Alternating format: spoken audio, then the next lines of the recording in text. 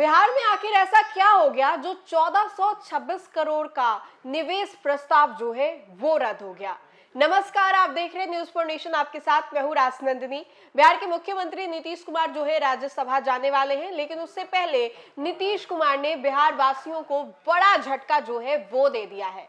आपको बताएं तो बिहार को और भी ज्यादा प्रगतिशील विकसित बनाने के लिए के बाद एक जो काम है वो किए जा रहे हैं, जमीनी स्तर पर जो काम है वो किए जा रहे हैं। लेकिन अब ऐसे में अब से थोड़ी देर पहले ये बड़ा झटका लगा है, जहां पर बिहार में 1426 करोड़ का निवेश प्रस्ताव जो है उसको रद्द कर दिया गया है। इस निवेश प्रस्ताव में बहुत सारी जो चीजें थी वो शामिल थी, और अब जब इसको रद्द किया गया है तो इसके पीछे की वजह जो है वो जानने की कोशिश जो है वो की जा रही है। मुख्यमंत्री नीतीश कुमार जो है उनके द्वारा ये तमाम जानकारी दी गई है। अब ऐसे में बिहार के मुख्यमंत्री नीतीश कुमार ने 1426 करोड़ के निवेश प्रस्ताव को रद्द कर दिया है।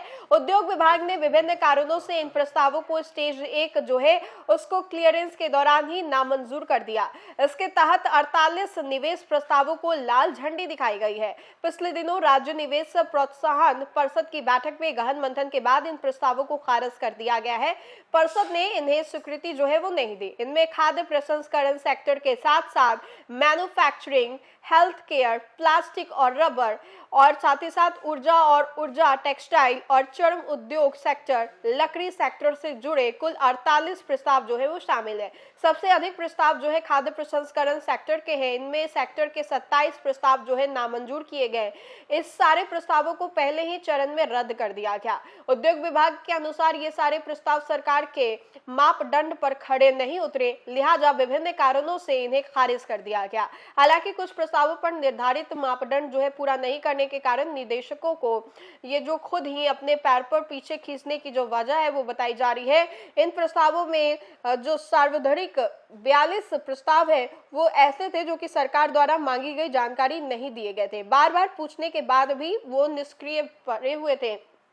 ऐसे में इन प्रस्तावों को तत्काल जो है वो रद्द किया गया, और इसी तरह बार बार निवेशकों ने खुद ही अपने प्रस्ताव वापस लेने का अनुरोध जो है वो किया था, जबकि दो निवेशक बिहार औद्योगिक निवेश प्रोत्साहन नीति 2016 की जो भी कार्य थे उसको पूरे किए गए, लिहाजा उन्हें भी खारिज कर दिया गया। पिछले दिनों उद्योग विभाग ने निवेश प्रस्ताव जो है उसको भूले उद्यमियों के प्रस्ताव की गहन जांच जो है वो शुरू की। उद्योग मंत्री डॉक्टर दिलीप जायसवाल ने स्पष्ट भी किया था कि ऐसे सारे प्रस्तावों की समीक्षा होगी और उन्हें रद्द जो है वो किया जाएगा। उन्होंने पात्र निवेश प्रस्तावों को हर सुविधा देने का जो कार्य है वो किया। लेकिन अब देखिए कि जो जानकारी निकल करके सामने आ रही है उसके अनुसार जो निवेश प्रस्ताव है उसको रद्द कर दिया गया।